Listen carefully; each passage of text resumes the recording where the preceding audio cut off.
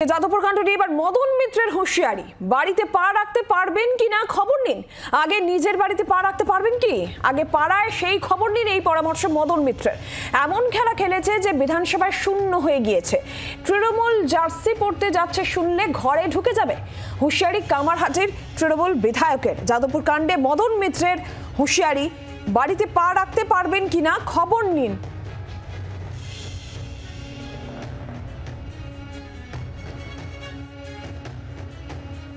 যাদবপুরে পা রাখুন। আমি বললাম নিজের বাড়িতে আপনারা পা রাখতে পারবেন কিনা পাড়ায় খবর নিন। আমার মনে হচ্ছে পরিস্থিতি যেদিকে যাচ্ছে, মাঠে নামতে জার্সি পরার ঘরে গেলেই যথেষ্ট।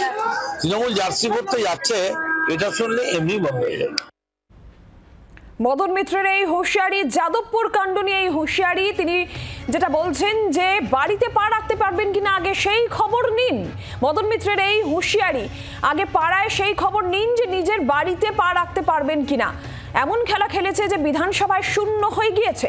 তৃণমূল জার্সি পড়তে যাচ্ছে শুনলেই ঘরে ঢুকে যাবে, এই হুঁশিয়ারি কামারহাটির তৃণমূল বিধায়ক মদন মিত্রের। যাদবপুর কাণ্ড নিয়ে এই হুঁশিয়ারি মদন মিত্রের,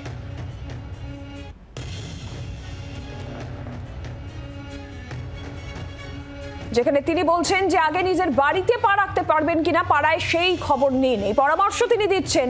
এবং তিনি আরো বলছেন যে এমন খেলা খেলেছে যে বিধানসভায় শূন্য হয়ে গিয়েছে। তৃণমূল জার্সি পড়তে যাচ্ছে শুনলে ঘরে ঢুকে যাবে, এই হুঁশিয়ারি মদন মিত্রের।